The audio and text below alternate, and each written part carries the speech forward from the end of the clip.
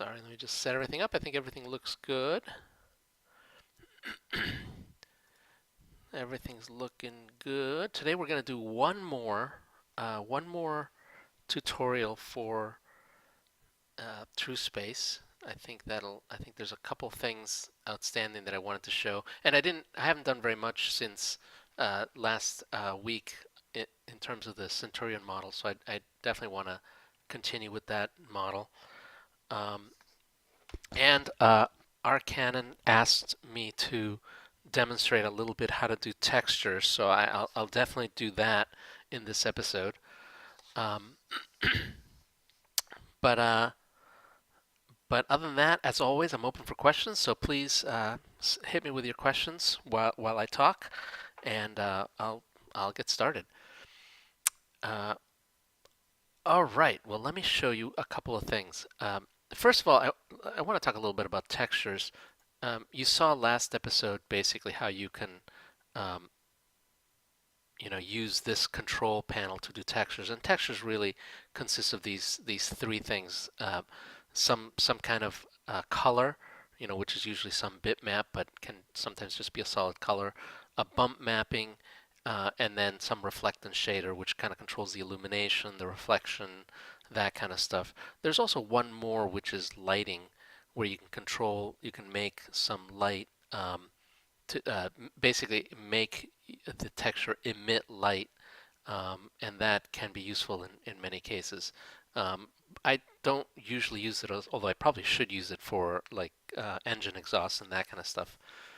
Um, I'm reading. Our Canon says I have some renders to show you at the end of the stream. Love it. I'd love to see it, and I'll show those off. Uh, Uncle Bill says in other news tonight's Ariane 5 launch seems to have had an anomaly. Yeah, I just read about that, which is kind of sad. Sounds like some potentially some problem on the upper stage, um, which is always sad. But barring any anomalies here, let's continue. So this texture, one of the things I want to show today that Arcanon asked about is, well, okay, but how do you actually generate these bitmaps? I'll show you, let me look at my library of bitmaps and I can show you all the ones that I've got here. Um, blah, blah, blah, artwork, transcendence, textures. Yeah, so I've got a bunch of these textures, and so, we can ask, well, how are these bitmaps created? Um, there's a couple like this one over here, which I use in I'm not even sure if I actually did use them, but I created them um, for Gorons in Eternity Port. I don't know if I'm actually using those. I think I might be using something slightly different, um, but it's still a good question. And so I want to show off kind of how to do that. I do these textures in Photoshop. So let me switch over to Photoshop and you guys can see. Um, let's just like add it all up. Here's kind of what you're seeing. Um, this is the texture that I then save as a JPEG and then use um, for in TrueSpace, and you can see that I've kind of built it up over layers. I basically just created a whole bunch of different layers and added it up. Now each individual layer is created in different ways. Let's start with this one because this is I think a pretty common effect. This is kind of a greeble um, effect to kind of get some interesting texture. And this is a really trivially easy texture to do because you notice it's very fractal. There's a lot of fractal stuff going on, self-similarity. So let's try to recreate this. This is what, about 1024. So I usually create, let's just do an image about 1024 by 1024. You want it to be square because you generally want it to tile. So we're going to try to get this to tile. I'm gonna basically start trying to recreate this. Don't worry about the color. All you really care about is, um, the fact that some are white, some are black. Once you have that, you'll be able to do color in different ways. So this is a fairly simple texture. I'll tell you exactly how I did it. First, let's just start by drawing a whole bunch of lines. So I'm going to just draw some kind of random lines. Let's say that they're about let's make them 20 pixels wide. Um, so I'm just going to kind of fill these in like this. This is not terribly creative right now, but I'm just going to do it like this. They're just randomly placed. Oops, I lost one.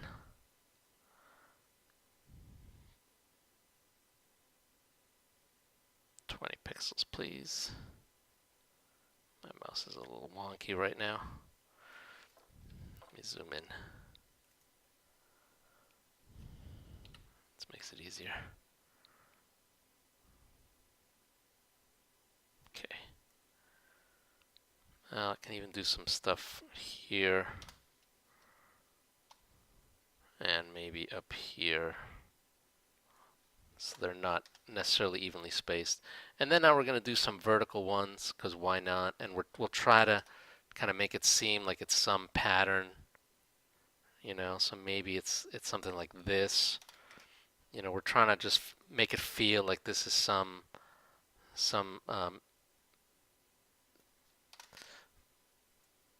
complex machine pattern that's being created. And it doesn't have to be perfect, but maybe we'll do, oh yeah, see, gotta shrink this down.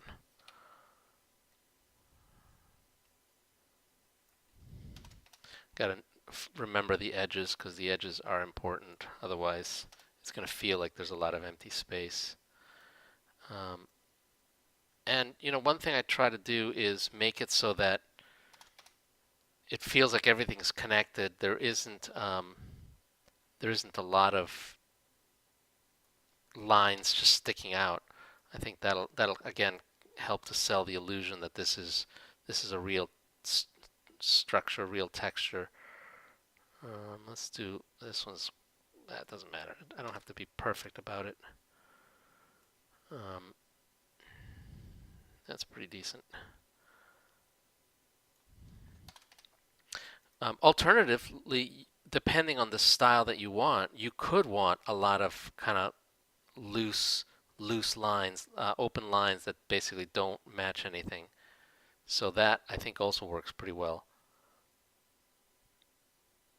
I'm always a little bit off, but it's okay. For our purposes, we actually don't really care that much because we're just doing a test here. So, you know, again, this is a fairly simple thing. Now what I'm going to do is let's do a couple things, and I can show you. Let's first start with the fractal.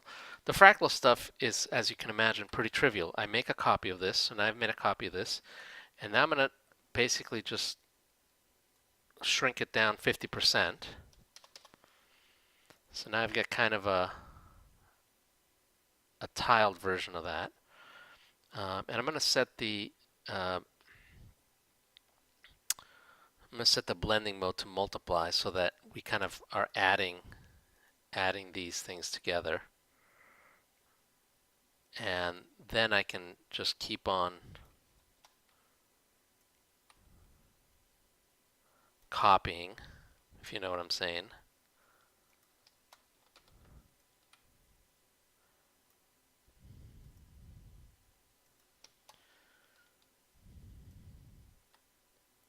And now, these don't really have to line up. I can show you how to get them to line up later, but for now, we don't really care that much. But let me show you one other thing. Obviously, this texture now repeats a little bit. One thing I can do is very trivially just, let's just rotate these. So I can rotate it 90 degrees. So now you've got this texture that, you know, kind of just is rotated, and maybe we'll take this one and we'll rotate that one too. Or we can flip it. We can like flip it this way, and then maybe this texture we rotate, you know, 180 degrees or something like that. So now it doesn't feel like it's, you know, just completely duplicated. So there we go. Now we've got this other texture, and now basically just rinse repeat. Right now, what we can do is um, take these textures and we can shrink it down. This we can actually probably shrink down. Sorry, 50% is probably. Let's even do 25% because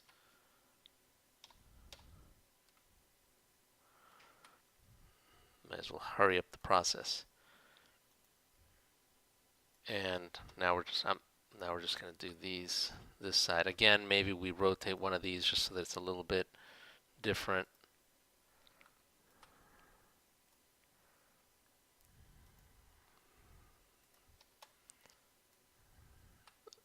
I'll start going faster because I don't want to I don't want to suck up all your time.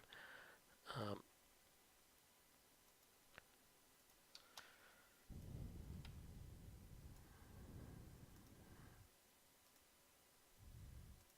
just kind of making various adjustments. Now we've got that. I can now duplicate these whole thing and start copying like this.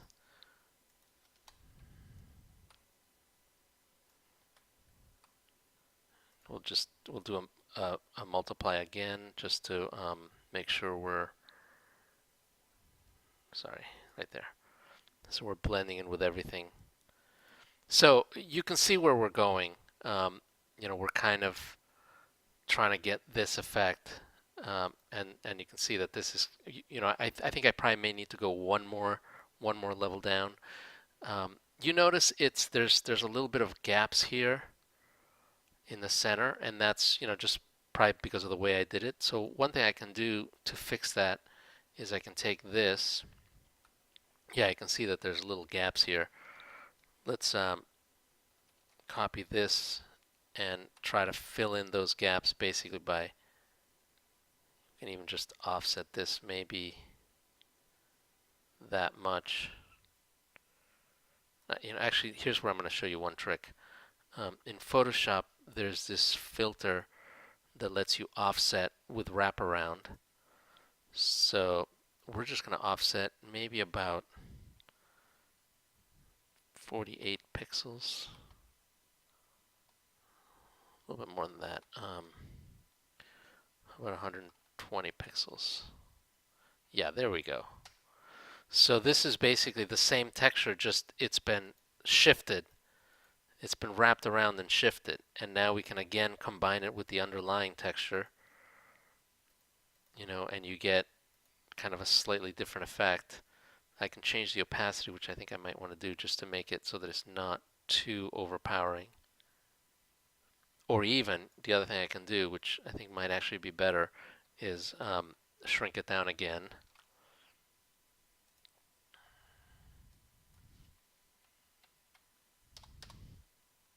And again, you get kind of a nice little texture that you can repeat.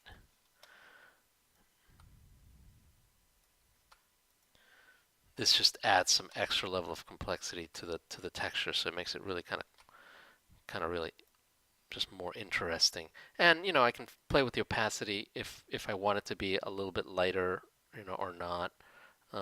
Let's add these guys back on. At some point, you may decide, what, these thick lines maybe don't make sense, or maybe they do. I don't know. Again, it depends on what effect you're going for. But I mean, effectively, here we are. We've got this is kind of like a Borg texture, Borg cube texture. Let's let's let's now create it as a. All I have to do now is save it. We're going to use this as a texture rather than, or as a bump map rather than as a color texture. So let's save it as, I'll even going to call it Borg Cube bump map, and we'll save it as a bitmap under my textures folder. Actually, I want to save it. Let me reduce it down to 8 bits just to make it a little bit easier. And now we can save it at 8 bits. There we go. Okay. And now I can go back to TrueSpace, and instead of this box plane stuff, I go, there's the new thing that I just created. That's kind of this bore cube bump map. And now, of course, I can replace this guy. Let's see what that's going to look like. It's going to be horrible. It's actually not that bad. Not as horrible as I thought. Um, so, so notice what's happened. Basically, you can see these thick lines are where where we had these thick lines, and all the other places are where we have the texture. Um, there's ways to fix this so that we can change the repetition here. Um,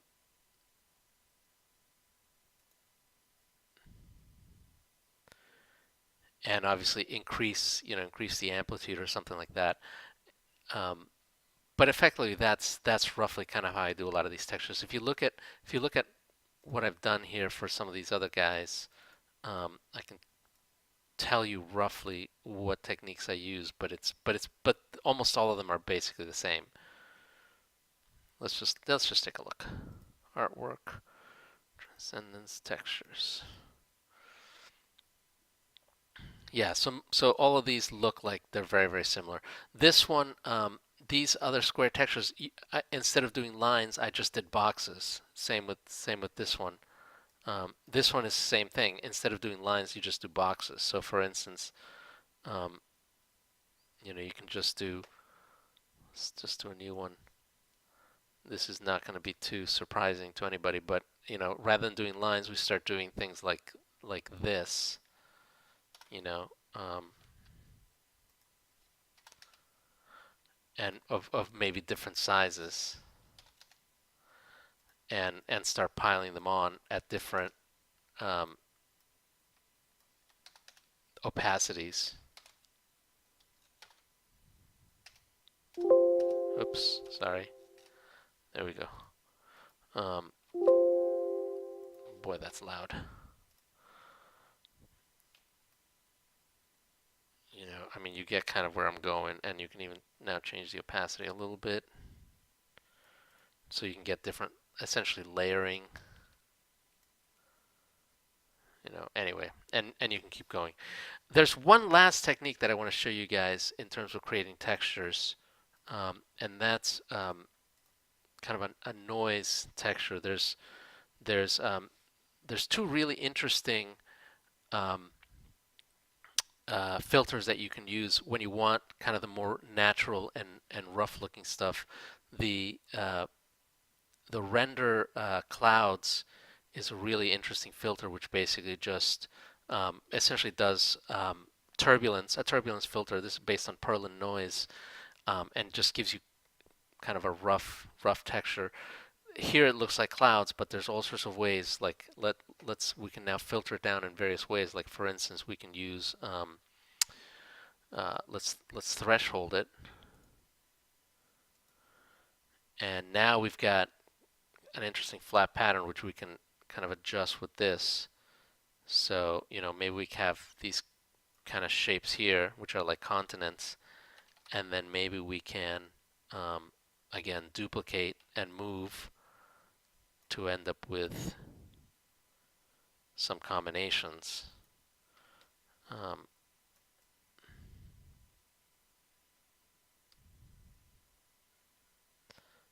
or maybe even again flipping or rotating,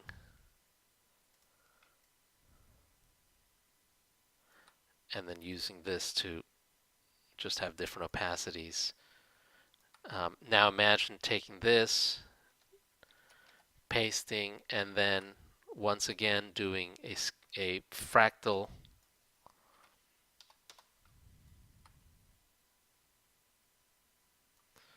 and you're going to get some interesting textures. This is good for more organic looking textures. I'm not going to go too far because I think you guys get the idea here. I'm just going to go back to Oops, wrong one.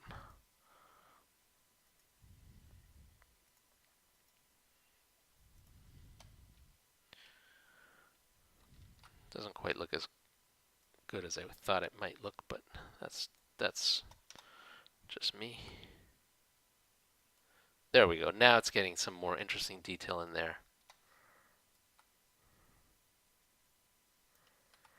Um, I haven't used a ton of other um, uh, uh, painting programs like Photoshop, uh, but I would guess that almost all of them would have these kinds of techniques because these are actually fairly simple techniques. They're not super crazy. Let me show you one last thing, which is also super useful that I do a lot, and that's noise. Let's do like a 50%. Let's generate some noise. Actually, let's fill this out, please, first, and let's generate some noise with this noise function. It's going to be monochromatic noise, and it's you can kind of see it's just random noise. Um, but what's cool about this random noise is uh, you can pixelate it in various ways to get some interesting effects. So let's try something here. Let's use uh, let's use this pixelation filter to do a mosaic. And actually, you know what I want to do in this case? I think I want to increase the um, contrast because I want some good contrast here.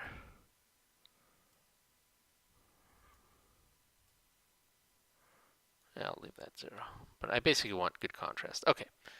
Um, and I could have added extra noise to make the contrast bigger, or use a different tool. But now that I've got this, I can pixelate and mosaic, and let's do a cell size of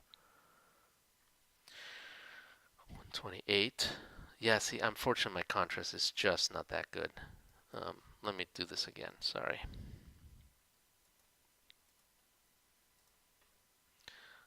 This will this will increase the contrast a lot more.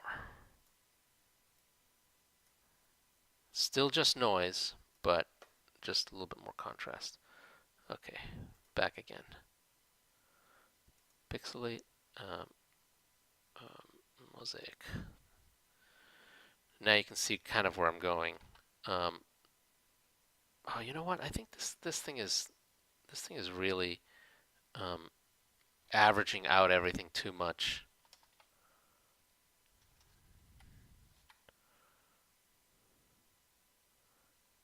Yeah, it's almost like it's almost like it's taking each one and taking the average, which is not exactly what I want. What I want is it to basically take a single point. Um,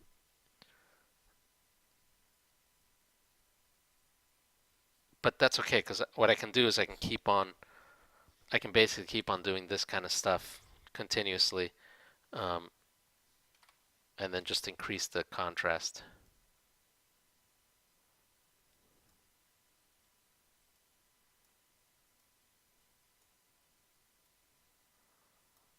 And you still get where I'm going. Now that you've got this, that's kind of a basis for, again, some kind of machine pattern, some kind of greeble. There's all sorts of things you can do. Um, another interesting technique to mix with this is, um, let's imagine that I want to do like a layer of rust on top of this. So I might do something like, well, let's just do some rust, some kind of this kind of color. And I might use my digitizing tablet with a pen, and then maybe let's flip to kind of something like this. You know, this is probably the wrong. This is not looking great, but don't worry about it. This is not exactly the final product. Let's just do a couple of little rust things here, and we can even kind of follow along this line to try to make it seem like it's all kind of part of this structure. Anyway, whatever. I don't have to get too detailed. Okay, so then now obviously that looks super crappy, but there's a couple things to make this look a little more realistic. First, we blur it out obviously because we want to just make it seem a little bit softer, So there's all sorts of techniques to do this. And then the other technique that there is you can add a layer mask with a pattern. So let's add a layer mask, and we're gonna do the clouds so that basically this pattern actually um, uses this little cloud pattern to figure out how to what shows through, what's transparent and what's not transparent, and that just adds some extra detail and extra texture to make it much more interesting. Now, again, I didn't spend a ton of time with this, so that's why it's not still not super interesting, but that's that's that's a technique that I use a ton of places. Um, let's just make this a little bit brighter. Yeah. And lastly, what you can do, the other thing you can do is there's all sorts of other, oops, sorry, wrong one. All sorts of other cool filters that can um, distort, like, let's do actually I want yeah, let's add this.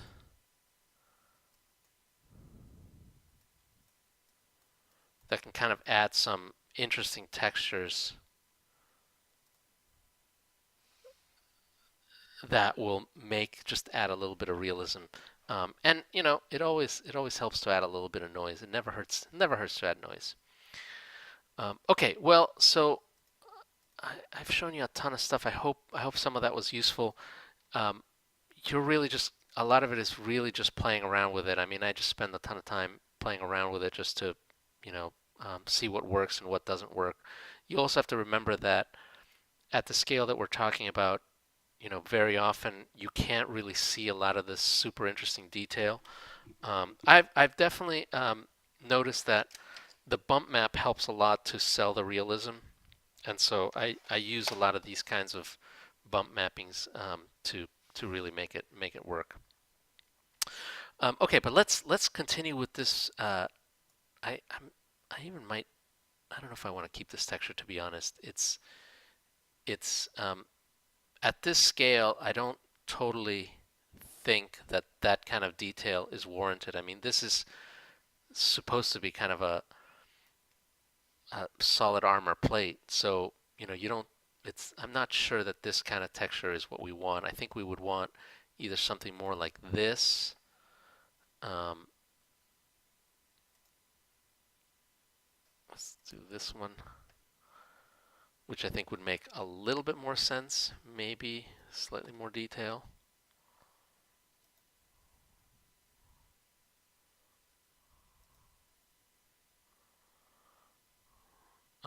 Although this is probably not going to be visible at the scales that we're talking about. But you know what? This is okay. I think this, if we do this at 320, which is kind of the hero shot, I think you would probably still see that detail. Oh, that's so loud.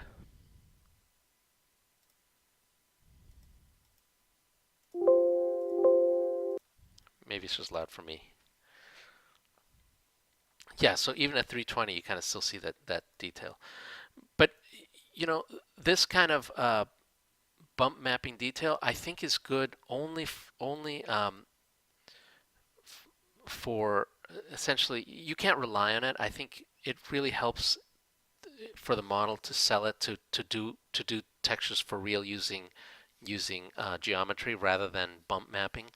So I'm going to add some more interesting effects here just to make it, I think, a little bit more interesting. One thing I want to do is also add some places um, where I think we can add some distinctive differences. So let me show you some examples. Let's notice how there's kind of a line here where the engines go. you can kind of almost imagine that as being slightly segmented. I might even, I might be able to cut a little line here. Let me think about doing that. Just in this shell here. And I'll kind of tell you why I'm thinking of this. Um,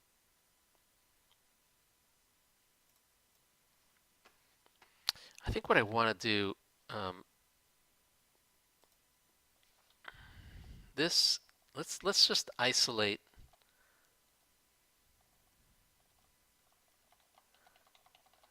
Let's isolate this shell. So I'm gonna remove this from the model. So now I've just got this shell, and the nice thing about this is, um, let me just center it or rotate it properly. Now that I've separated from the model, I can play with it independently.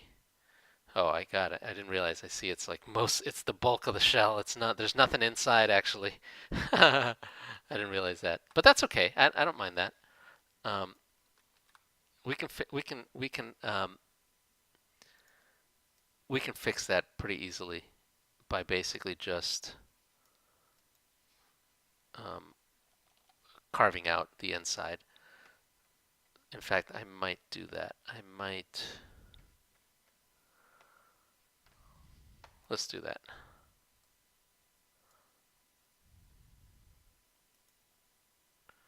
I'm going to do a sphere. I'm going to try to match. I forgot exactly how many that is, but it's probably around 64 and 32. That's too many. It looks like it's maybe more like 32 and 16.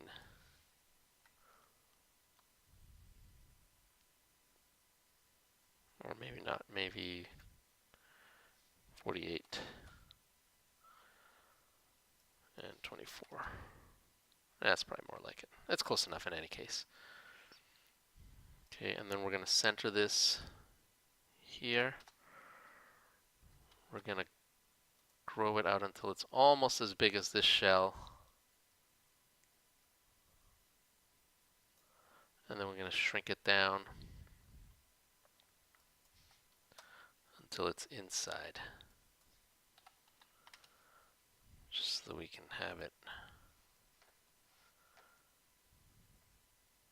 Yeah, that's about right. Maybe a little bit taller. Oh, too much because that's cutting into that. Although even that might not be that bad as long as I'm going to hollow out that center core. This is all about doing doing Boolean operations and kind of figuring out what's gonna get the effect you want. I'll show you exactly what I mean here, and once I do this, you'll get exactly what I'm doing. But for now, this might seem a little confusing.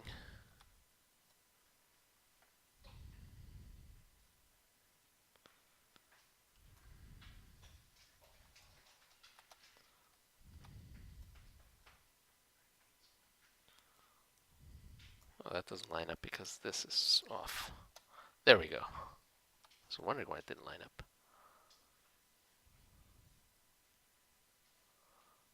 Okay.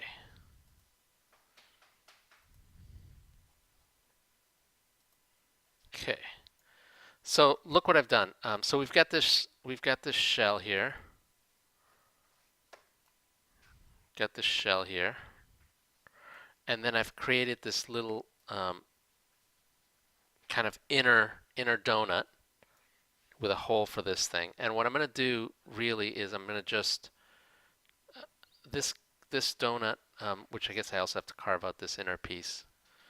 I'm going to use to kind of model the interior of the ship, so I don't have to worry about having it be hollow. But what I'm also going to do is, I'll show you guys what I'm going to do. Oh, I already made a copy. That's all right. Always keep the original because once I do a once I change this, there's no going back. Let's put it out here. Let's match this up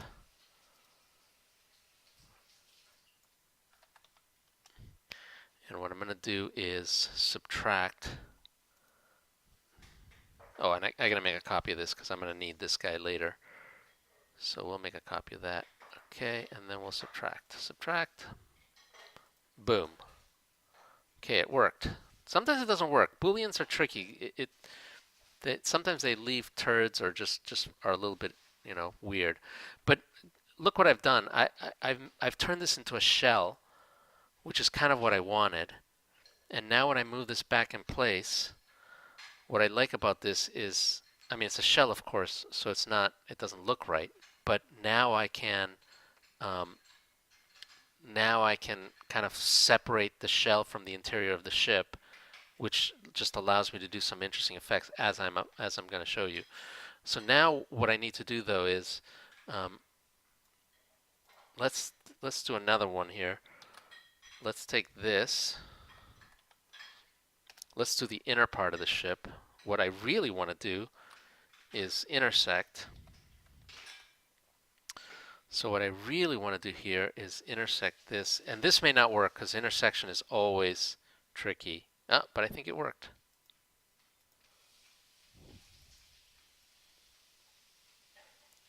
I think that worked. So this is now the inner part of the ship, and that's the shell. And what I'm going to do is I'm going to color this whole thing probably this crazy. Yeah, that's it. That's what I want.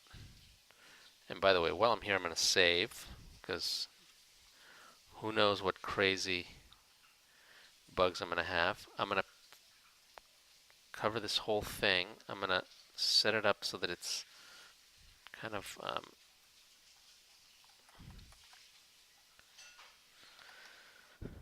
that's probably, is that okay? Let me just see what that would look like.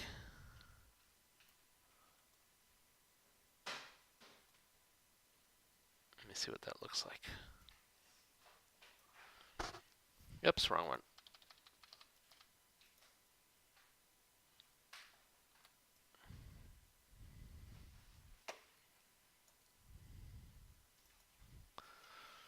That's not what I want at all. It's totally wrong. This is closer. That's much better.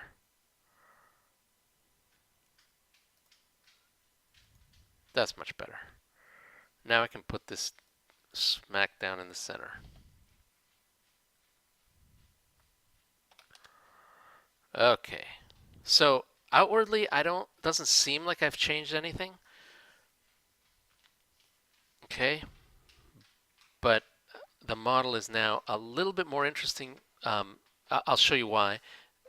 Because I've kind of divided the shell from the interior. And now what I'm going to do that makes it, I think, hopefully more noticeable is I'm going to delete one of these because I don't need them anymore. Let's copy the shell so that I can have it around. And then what I'm going to do is the shell is going to be still this.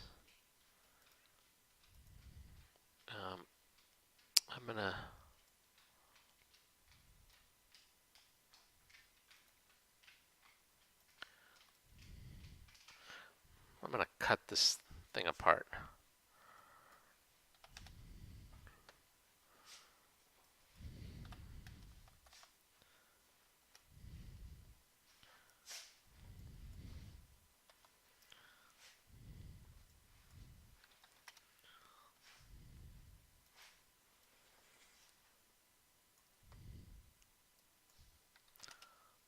Maybe 1.3, 4, 4, 5.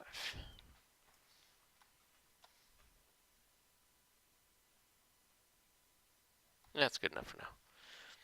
And then these are going to go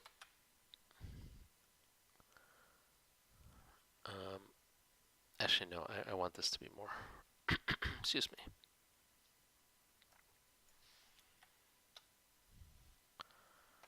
And then I want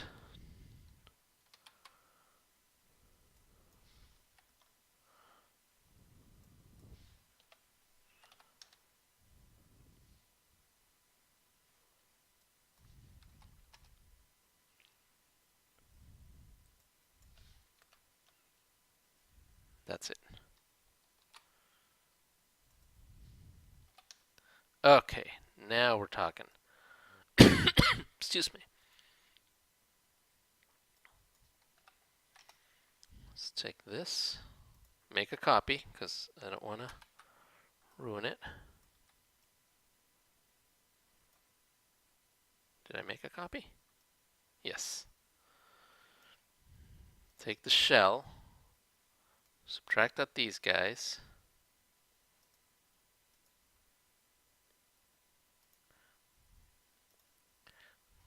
Go back to this copy.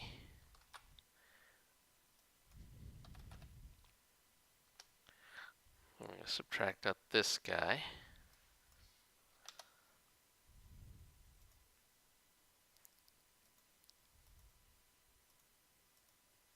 Oops.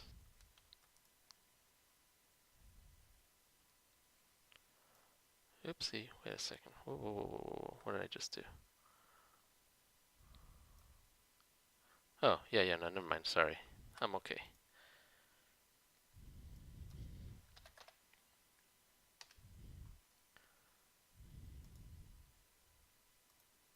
Okay. Now, this is exactly what I was trying to do, but obviously it took me a little longer than I expected it to. But you can see what I've done.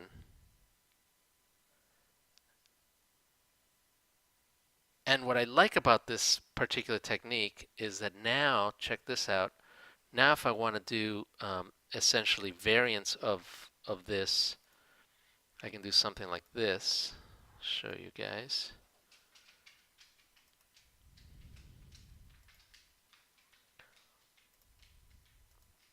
I don't know why these textures keep on resetting, but let's take this guy. Now we take the side and just use that. And now we've got just a slightly different paint markings on a Centurion, and that'll just let us, have some really interesting variations on this particular ship, which I think will be cool. As we would have kind of the standard Centurions have just the normal shell that I think we've all seen. Um, but we would change the color scheme for all these other ones to make it just much more interesting.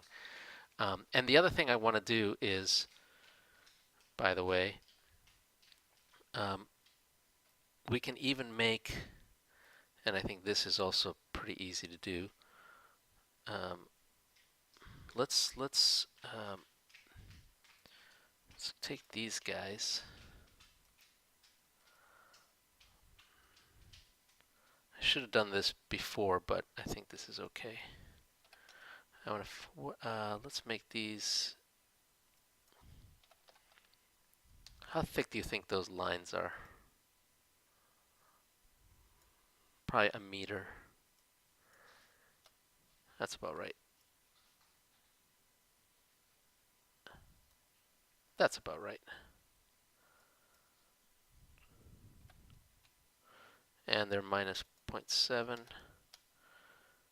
And they're probably about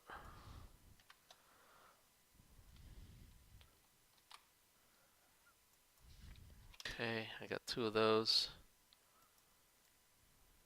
Is that right? They looks a little off. That's okay. It's close enough. I think it is a little off, but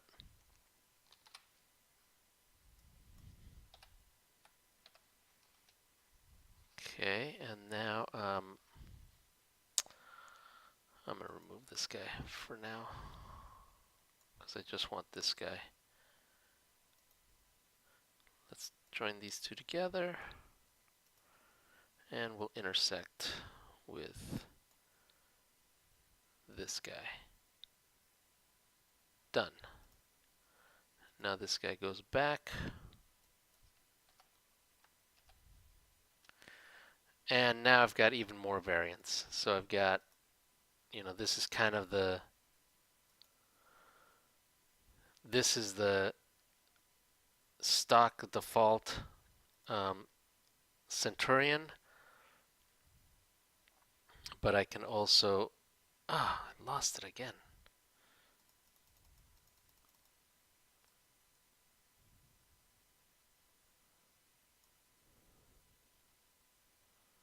Where are my documents? Here we go. I don't know why it keeps on losing, but that's the way it is. Now we'll take this one.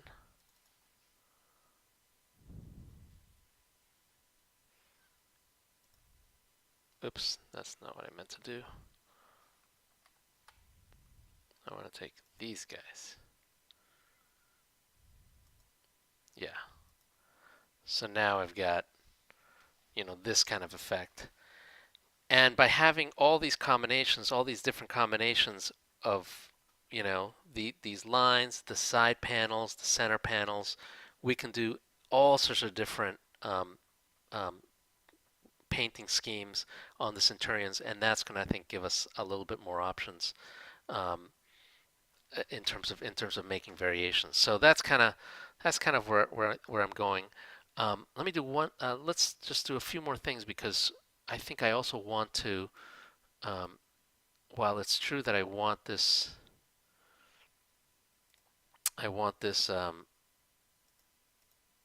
kind of painting scheme, I also want to make sure I can add some more textures. That was the original. I want to make sure that I can add some more texture so that it all like has a little bit more detail. I'm gonna add some of these guys here just to make sure these are all together. Okay. Okay. Um, so the next thing I want to do is maybe add a little bit more detail here to this center thing, which could be like some kind of hatch or some kind of mount for a cannon. So maybe we do some kind of standardized, um, cannon mount. I might do that with a hexagonal fitting, something like this. I'll show you guys. Let's start with this. Let's do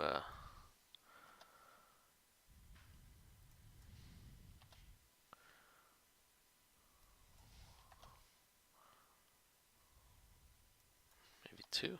No, 4, 45. Yeah, something like that.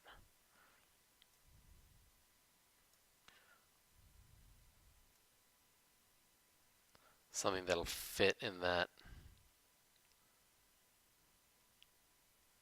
not be too conspicuous. Oops. No, I'm okay. Am I okay? Yeah, I'm okay. I'm just going to lay it out here and then we can move it. Oh, and by the way, let me save while I'm at it. Save. So I don't want to lose anything. That's probably fine. Let's do one of these guys.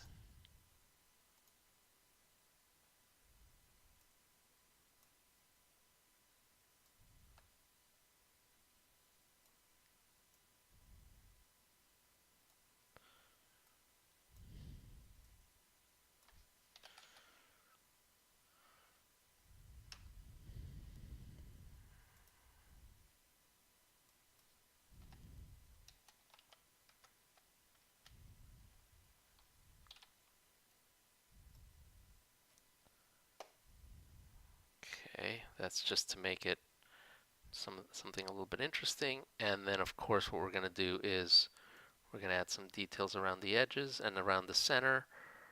We'll add just one of these guys.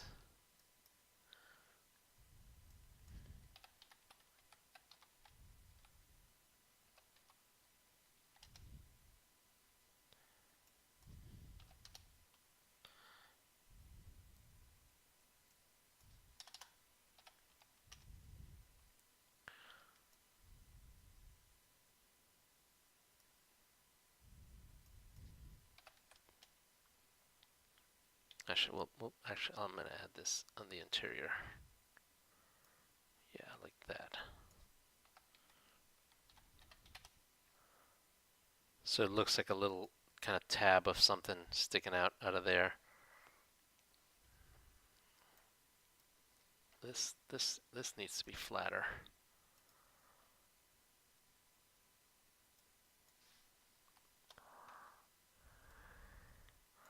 And this needs to be probably a different color. We'll do kind of this um, dark Grieval color.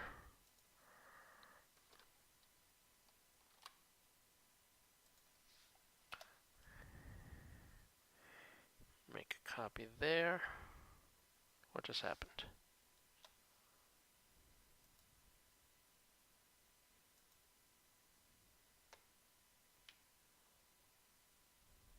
Oh, right, that's the wrong direction.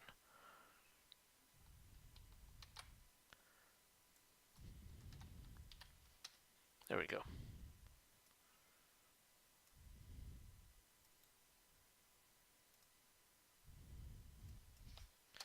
Centered all on the same hexagon. And just rotate a little bit. Question, have you ever made any interiors for ships? I haven't. I did. There was one originally that was kind of meant to be the dock screen for, um, the player ship. I don't even know if that appears anymore, but it was basically just kind of um, a simple interior. Um, I don't think that shows up anymore. I would like to, but the problem is ship interiors are just super um, hard to make, and I'm not sure exactly where to show them off such that you'd be able to look at them. Um, yeah, PM says the interior is too small for dock screens, um, and I think that's probably correct. Um, but most of I mean, the reason I don't do it almost always is because it's just very time consuming, and I just have not been able to. I just have not had enough time to really do it. Um, sorry, let me just.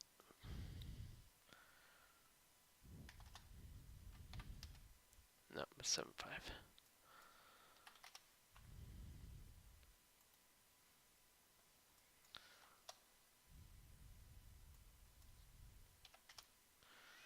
This is so.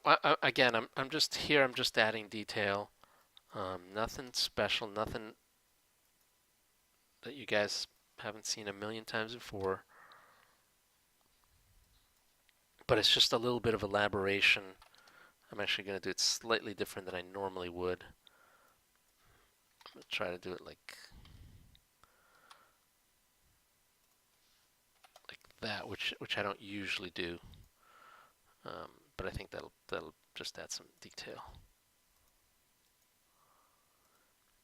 And I try to join everything up so that I can carry it all over correctly once I do it.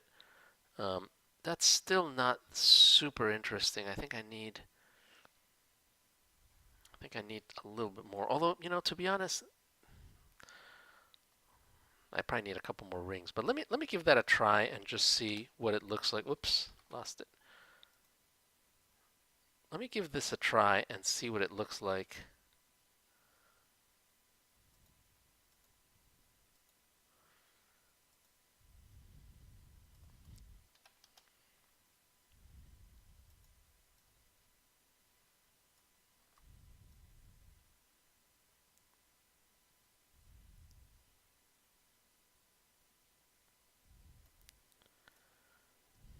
It may not look that great right now.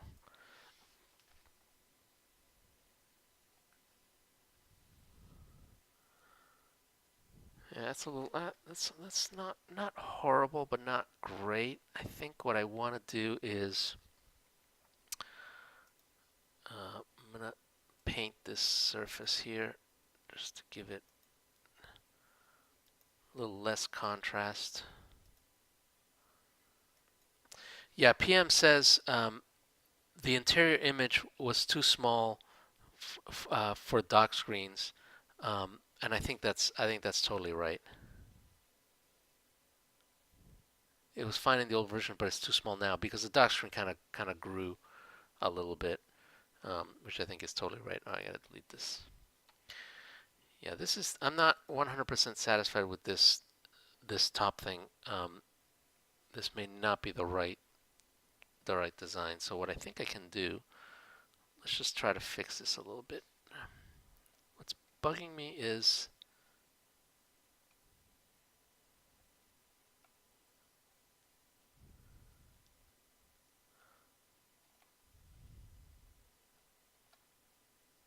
yeah, these guys. These guys are a little too tall. Let's drop them down.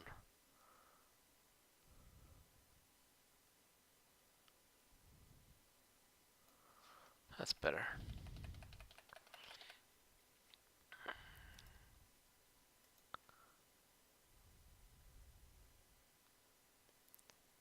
That's slightly better, not totally better. And then what I want to do too is add another couple more circles. Let's do one of these guys. Except not that color. I want this color.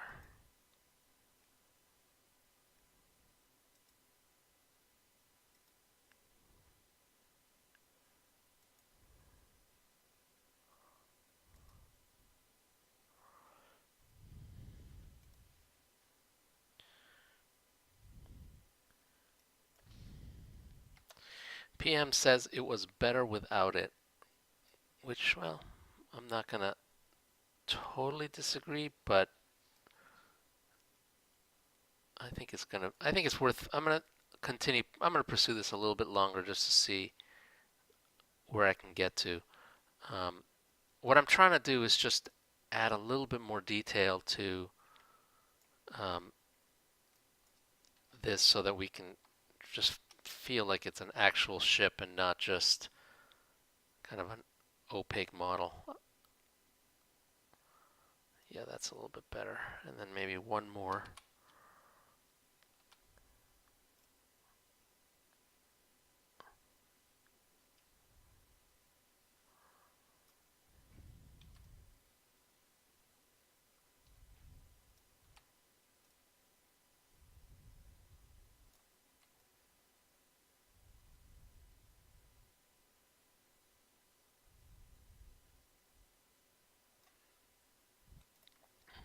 A lot of this detail you're not even going to be able to see in the actual model.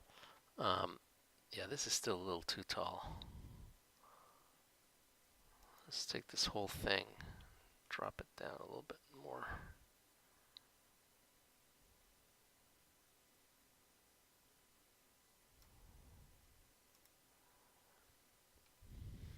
This isn't totally working for me there.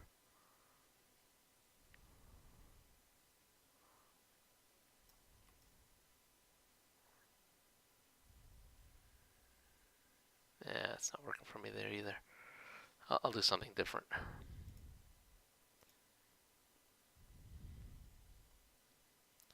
That's a little bit better. That's a little bit better. I think this needs to be a little wider.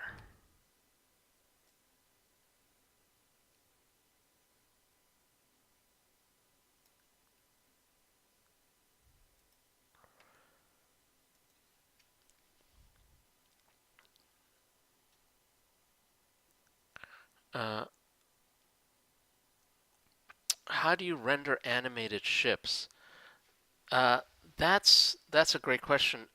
It's actually really hard because the problem with animated ships is not only do you have to do all 120 rotations, but then for each one of those rotations you have to do however many frames of animation. So it's super hard. I I I know I don't know if Assume Pseudonym or Wolfie did some animated ships. Like I remember seeing one kind of like a dragonfly-like thing with flapping wings. I thought that was pretty cool. Um, so basically, the way to do an animated ship is you know how normally a ship is kind of this vertical sprite sheet where each of the frames is just arranged vertically.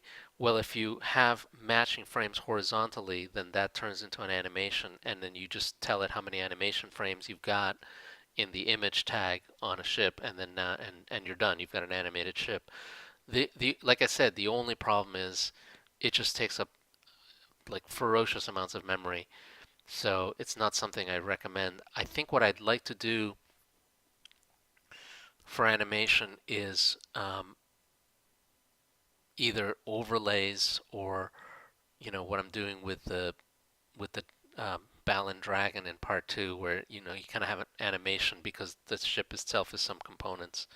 Um, so yeah, um,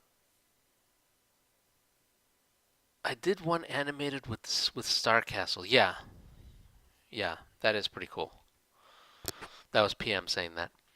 Okay, what else? Is there a chance there could be some sort of close-up in the game to get the details then?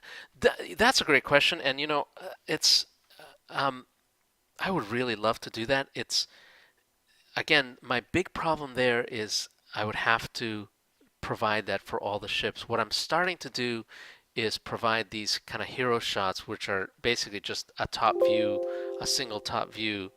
They're 320 by 320 by 320, so they're a little bit more detail than um, one of the normal sprites.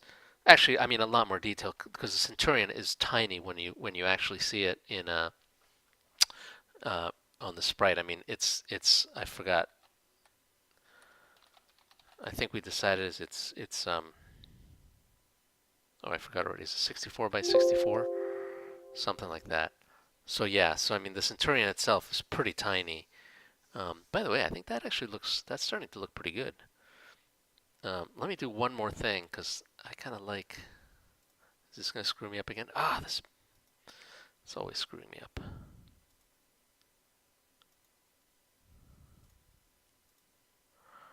Yeah, I think it's remembering.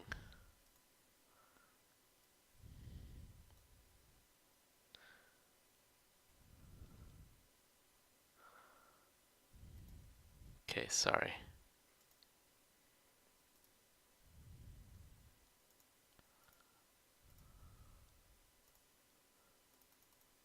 I'm going to fix this.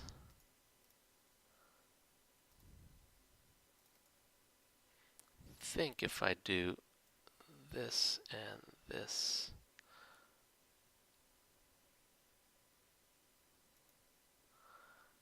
then I'm going to take this and do this one. Sorry, I just want to look at see what this looks like with kind of slightly different markings.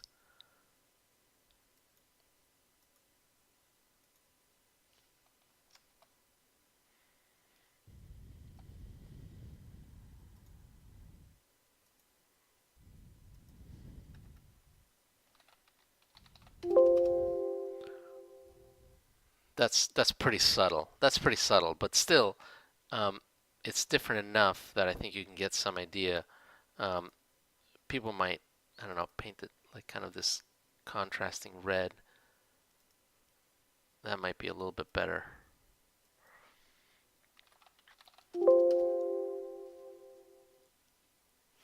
Yeah, so you can maybe have, you might do like maybe the militia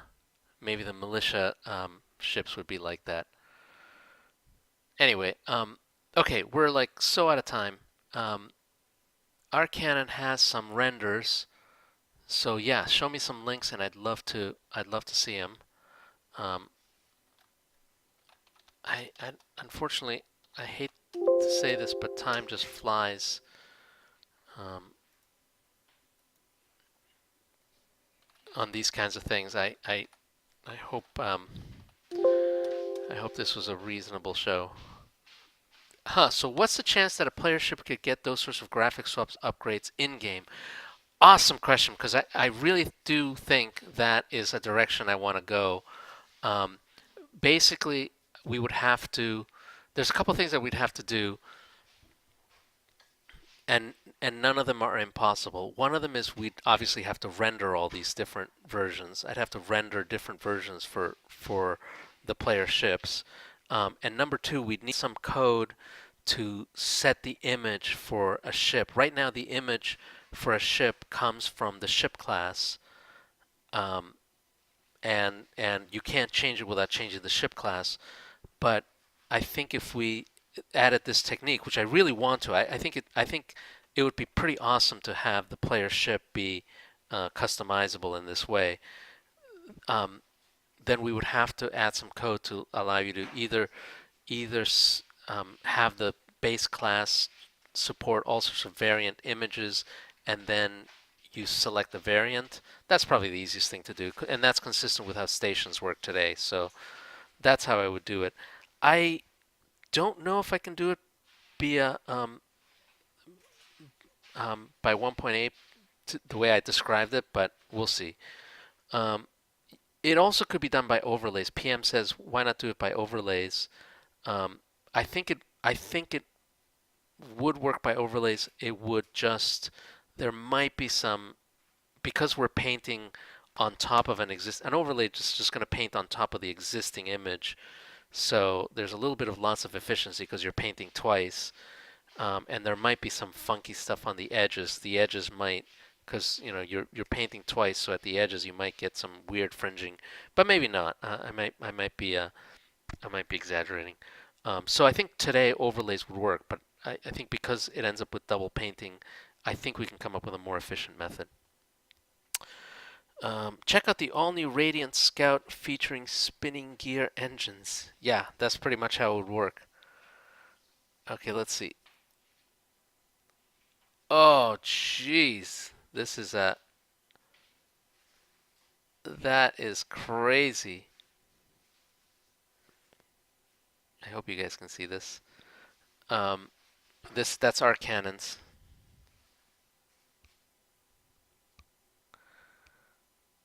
Uh, that's pretty cool. To do this in game, of course, you'd have to, like I said, you have to just have a lot of animation frames. Uh,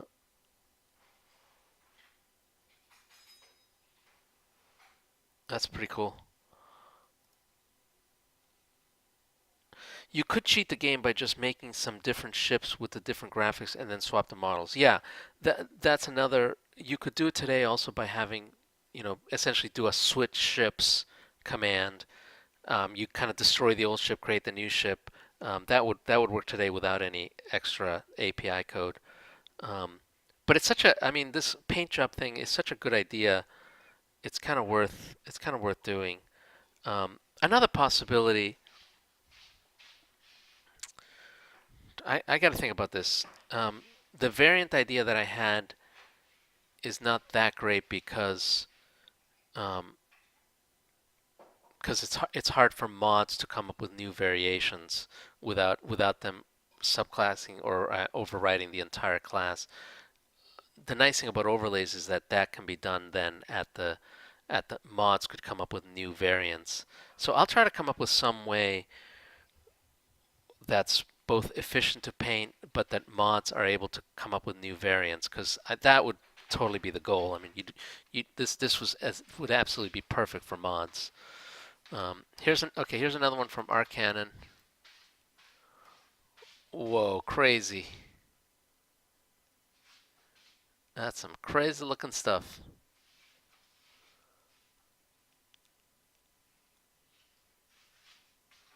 Oh, that's weird that I can't quite tell, but it looks like the texture is not moving, not rotating.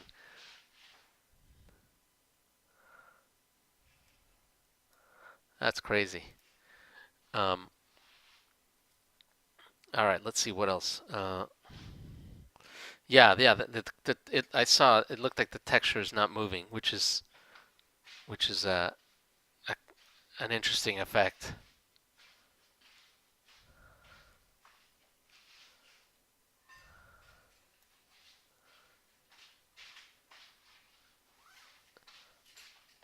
Um, Texture is window into radiant gray space. Oh, that's cool. That's interesting. So these would all be virtual ships. I think that's interesting. Um,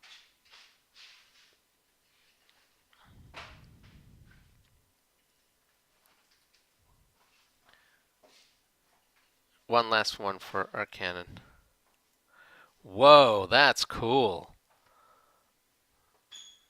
That's a pretty cool looking structure. I have to say, um, one thing Transcendence does need more of is animation. So I think in that sense, Arcanon, I like the direction you're going. Um, I wish there were more animation in the game itself. There's just not enough. Um, so that's kind of what I want to do. Um, that's pretty cool. Radiant is supposed to look like it's made of solid gold. Um, hey NMS, welcome.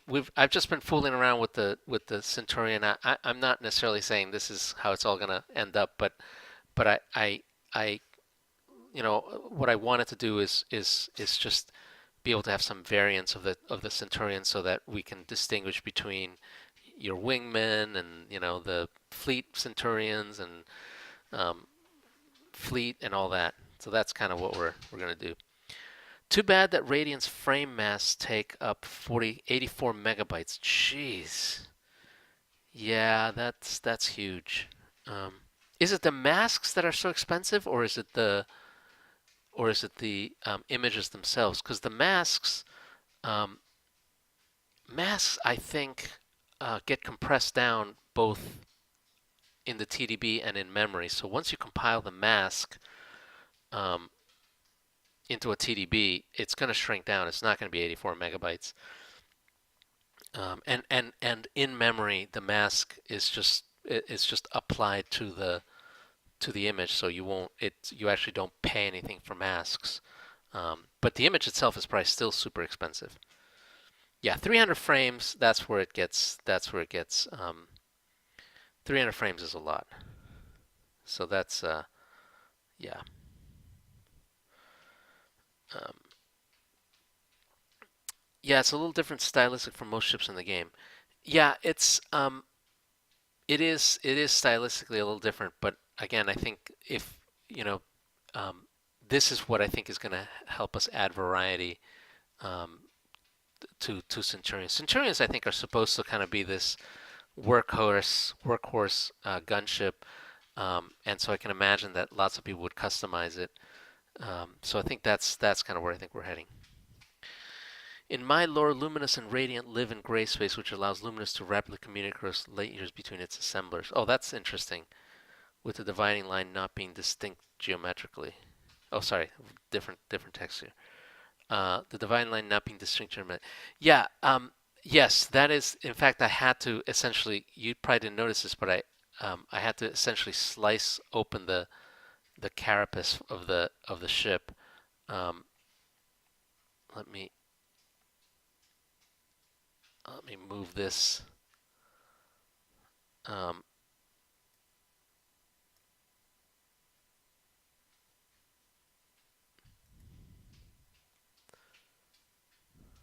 Hang on a second. Where am I?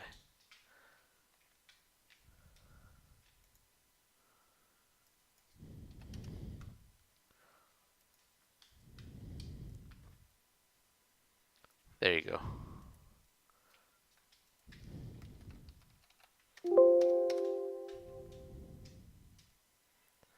That's probably more what you would expect. Um, and I think that may also be a more interesting design. Um, so I don't know which of these. You could also do something like this. Well, yeah, yeah. I don't know. I don't know which will end up being a better design. Um, this kind of destroys the saucer. Um, in fact, it looks kind of like one of the old Cylon Raiders, um, but I think that's how I would do it. Um, that might actually also work in some. Like I can actually imagine that some variants would look like this. Although I don't know if they can even.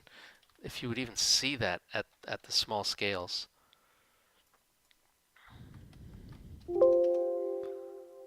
Barely. Yeah, you can't even tell that there's a cut there at small scales, just barely. Um, but I actually think I don't. I think it's kind of cool. So, well, I'll experiment. I'll keep on experimenting with this and seeing see what works and what doesn't. Um, so we'll figure something out. Um, Also, Conway's Game of Life is meant to be a visualization of Luminous's prediction and optimization of the future. Oh, that's cool. That makes sense. There's something I just realized, and I'm curious. Is there a reason you decided to not have groups having unique flags shapes? Um, you know, I usually try to, groups do have some kind of cohesiveness. It's not total. It really depends on the group. For each group, I try to have some unifying concept. It's not always shape and it's not always color. But if you think about something like Aries, I mean, Aries are always that reddish, copper color, um, and they're always kind of weird insect or animal shapes. Mostly, not always. It's the color that I think unites them. If you think about a Commonwealth, it's much more diverse. Commonwealth is super diverse. They're always just very different, and that's I think just because the Commonwealth is a pretty diverse um, sovereign. If you look at something um, um, like ranks, again, ranks have a pretty unified color look and between their stations and their ships. So I try. The only thing I don't do is the flags, which I don't think I was ever good enough to do a cool little flag pattern. But I think that's something that I need to explore more. I think there's it would be cool to have those things. So yeah. Here's a question from PM. Question: Tier 6 damage types, Graviton Singularity, can be allowed on level 15 weapons.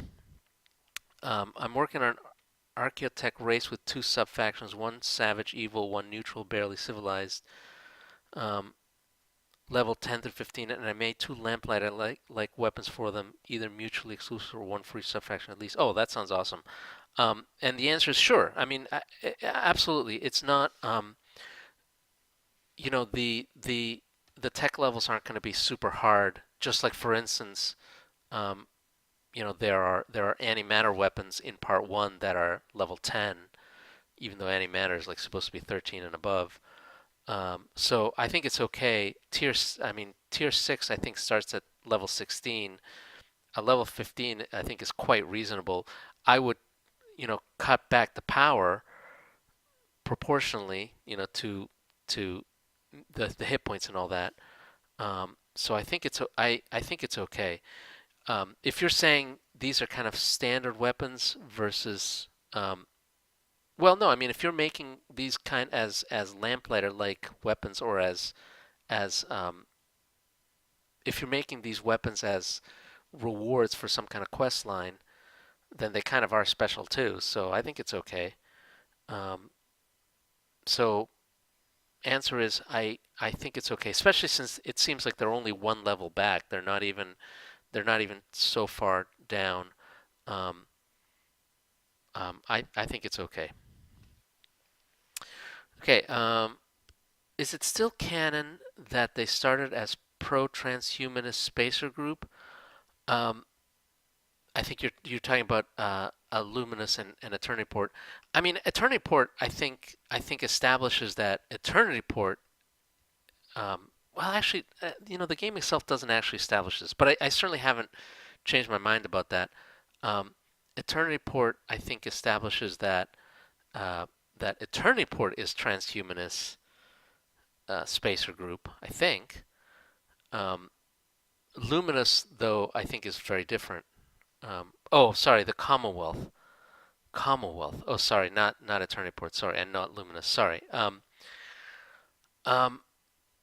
it's it's it's it's. again, I don't think this is mentioned in the game itself, so you could almost say that unless it's mentioned in the game, it's not canon.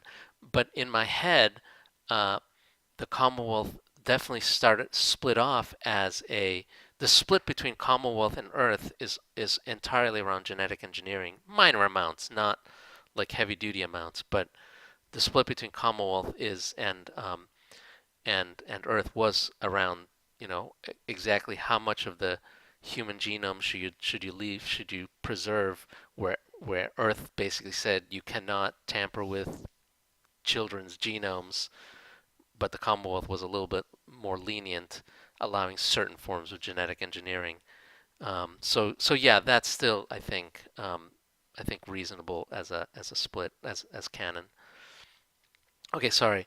Um, Our canon says, see my previous message. Radiant is colored golden because it references the golden ratio, an important number in nature, while luminous focuses on optimization. Radiant emphasizes beauty of nature and life. I love that. I think that's pretty cool because one of the um, I think themes in Transcendence is there's this huge diversity in what each group considers important or valuable, and not all of them are logical. Like, for instance, if you take the first hunters in Eternity Report, their highest ideal is this concept that that the peak of humanity was when we were uh, essentially Cro-Magnon, conquering the whole world with literally just spears. I mean, they idolize the time when humanity could not have any technology of anything like us, but still be able to conquer an entire world. Um, that's completely irrational.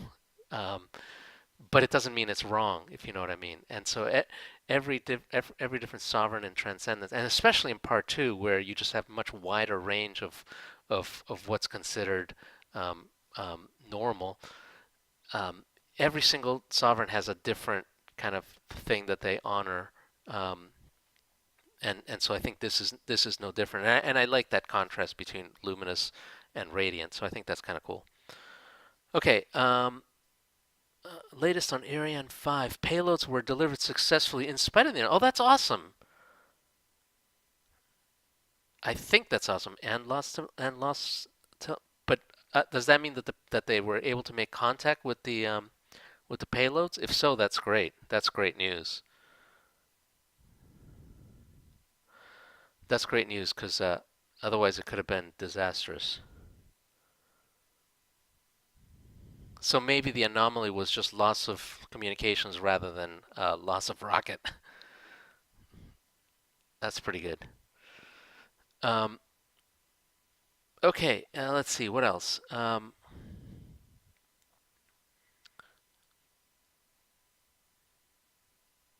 Yeah, PM says that these weapons are special. That humans are not the only ones with special weapons. Yeah, I think that's fine. I think that makes perfect sense. Um, okay, I'm gonna save this before I lose it.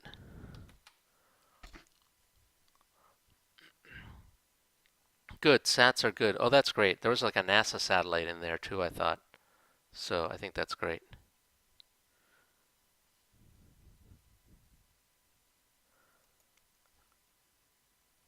Oh, that's cool. This is the radiant gray space. And that's kind of that golden look. That's cool. That's cool. I mean, again, it's the you're hovering at the intersection of randomness and pattern. Um, I think that's pretty cool. Generated with a line drawing algorithm. Oh, that's cool. What language are you using to write this? Are you doing all this in Java or what are you doing? Uh, here's the Twitter status.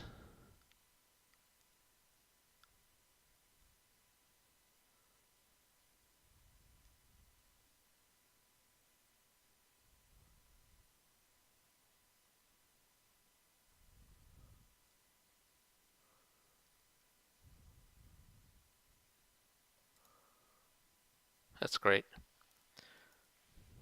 That's great, Java. Um, okay, let's see what else. I get a few more minutes. I'm going to show off one thing that I've been working on in Transcendence, which is the shipyard buying and selling. I talked about this last week, um, but I might as well show it off today. Am I actually showing it off? Yes, I am. Um, let me start a new game because who knows what's going on.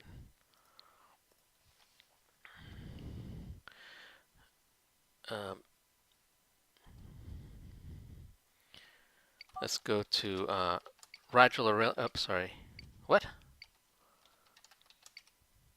Oh no, not Rigel Aurelia. It's Battle Arena. Um, Battle Arena almost always has a dry dock, which is where you can buy ships now. Oh, who's hitting me? Oh, for heaven's sakes! Why are you so mad? Why are you so mad? Okay, watch this. Oops. I guess I didn't have time to kill him. Okay, so this is the dry dock now, and now I've got a ship broker in here in addition to dock services. Oh, and I kind of redid that, but we'll talk about that later. And so now I added a new interface for buying ships. If there are multiple ships to buy, this will appear as a list. And now I show off the armor and devices on the ship. So this makes it easier to tell what ship you're trying to buy. Um, that just makes things a little bit easier. Um, oh, cool! I can buy the ship and get a 1,000,000.7 credit refund. Um, let me get some credits.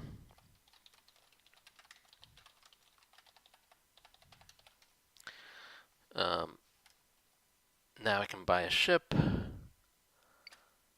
And buying a ship, this is pretty much equivalent to buying a ship in PSD, or pretty close. Um, Instead of trading my ship, I basically bought a second ship who's now going to follow me around. Although I'm going to have to fix the algorithm a little bit, but right now it follows you around like a mule auton because this is really not designed to be, it's not like player ship drones where it's like a combat ship.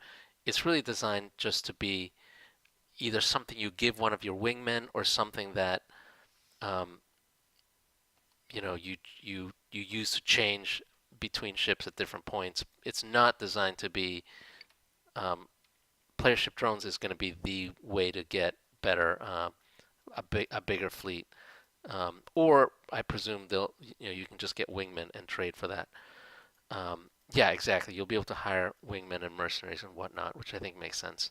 And then the other thing I did is you can obviously dock with it and flip ships, and so now you can flip ships again. This is just lifted from player ship drones, um, and you can just obviously take stuff from the other ship if you need to. Um, okay. Um, yeah, PM says I need to merge PSD into that. I hope some of the work I did will make it easier for PSD, but there's still a ton of stuff that I think I can do to make your job easier. Um, so it's okay to wait on it until kind of a lot of this shakes out, um, or work with me so that um, I can add the functions that you need to get your stuff to work as naturally as possible. Like for instance, you change ships using the communication system. Um, you did that almost entirely. Well, it's probably more convenient. So in that case, I probably should just add it too. But the other reason you did it is because you couldn't add docking capabilities to ships without essentially overriding every single ship class. I've done that. What I've done to implement this, and this is going to be helpful for a lot of things, is um, you can now add dock screens by adding an event handler on a ship. So this is all happening dynamically. if you if you set an event handler on any ship, and that event handler has a get dock screen event, you can essentially add dock screens to any ship, um, and I think any station. No, no, because they don't use event handlers. But you can do other things. Oh no, they do use event handlers. Yeah, so any station too. Um, so I think that's going to help, hopefully not just with player ship drones, but a lot of other things. And it just made the code a lot easier. Um, Docking can be a pain if ship moves or too many things are dockable. Yeah, and for those, like I said, for those reasons, um, I might want to implement, communications method for doing all that. The only reason I didn't do it is because, um,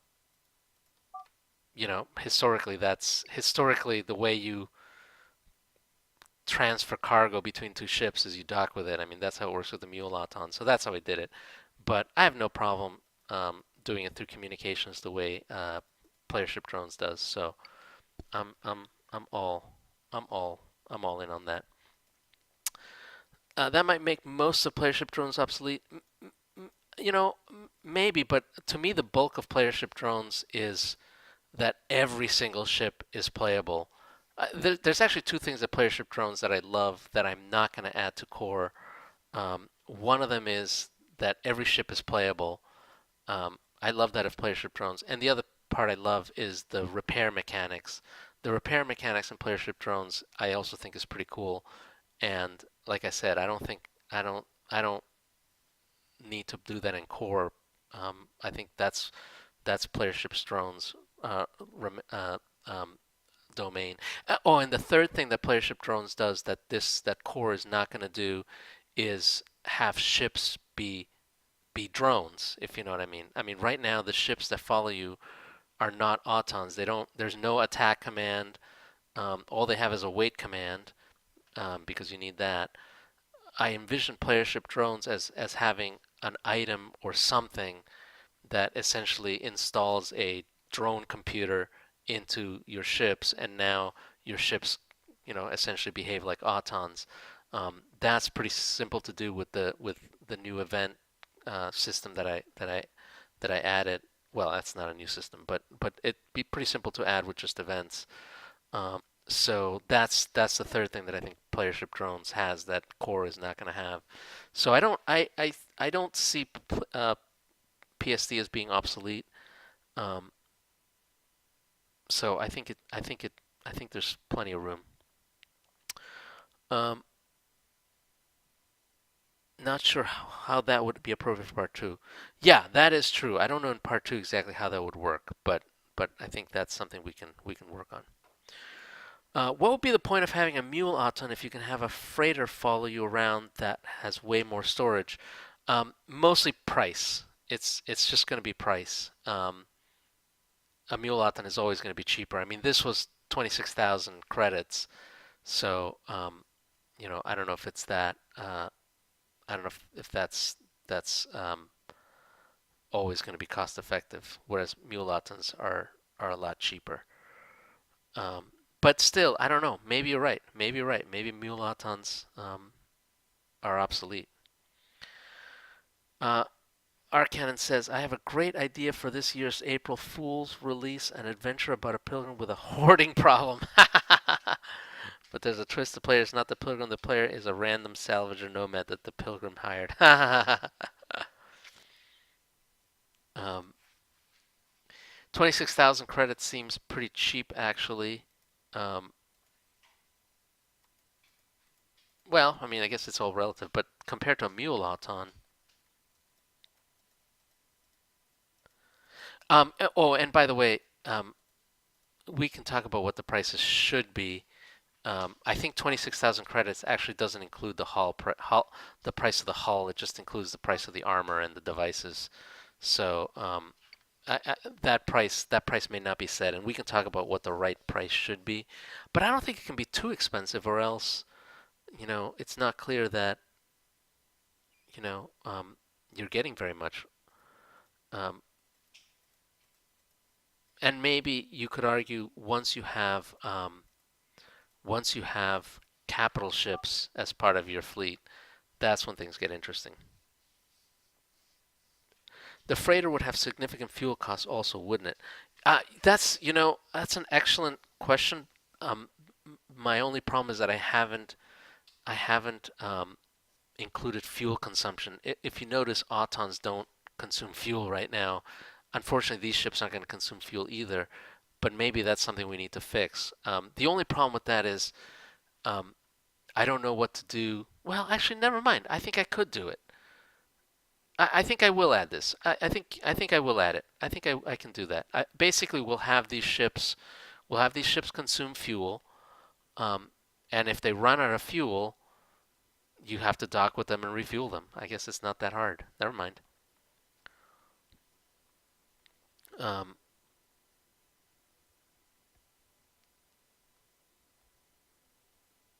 yeah, that's PM says fuel consumption would be a big deal. I considered adding it, but I hated fuel management, which is absolutely right. Um, that could definitely be something that we'll have to experiment with. It's not. It depends on how much. For these kinds of ships, if it's just following around, I think fuel consumption is going to be very minimal. So it might not be as much fuel management as PM thinks. But I don't know. We'll have to try it. We'll have to see. For another thing, I think we could dispense with life support fuel use if it's one of these ships, if it's just following you, if it's unmanned, and in that case, maybe when it's not moving, it would not consume any fuel. So I don't know. I don't know. The other question is though.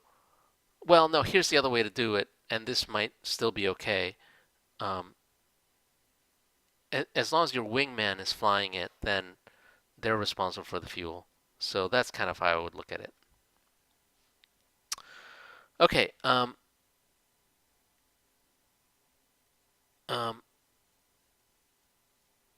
Autons become basically useless if they use fuel. Yeah, I agree with that. And autons, that's why I think can never be too powerful, or else they're kind of you know you get to fight without consuming, with no consumables. So that is something we have to consider. Um, yeah, yeah. I also thought the player ship drank fuel like a lush, so I abused old style. This is PM saying I abuse old style solar armor for unlimited fuel. Yeah. Um, okay. Okay. Well, I gotta go, but this is awesome. I'm excited. I like anything else in the game. This is something that is gonna take a while to completely iron out. I mean, just all the things we've discussed already are things that we're just gonna have to worry about ironing out in the future. Um, I think that's okay. We'll just once we get this out there in 1.8, you guys can start play testing with it, playing it, and telling me, what are the areas that we need to fix. If we find that not consuming fuel is an exploit, we're gonna have to do something. So we'll play with that. Um, also, here's another twist. This is about the April Fools. Here's another twist. At the end of the adventure, turns out that the pilgrim was infected with Chimera, which means the salvage nomad becomes a huge, deadly mass of weapons and machinery. That's pretty awesome. Also, if fleet battles are getting more common, it's another reason to remove friendly fire. That's a good point. Yep, that's a good point. Um, Uncle Bill says someday I'll have to find time to catch up with these new changes. Yeah, this is all beta stuff, so this all this feature, the dry dock and all that, this is all still. I mean, it's not even released, so this is still pretty new. Um, but depending on when you started playing, there's a ton of new stuff in 1.7. So if you haven't played 1.7, definitely give it a chance. There's some good stuff in there. Okay, um, I think I'm done. I really have to go fix up some dinner. But as always, thanks for watching. I think we might be good for. I don't think we need any more True Space tutorials.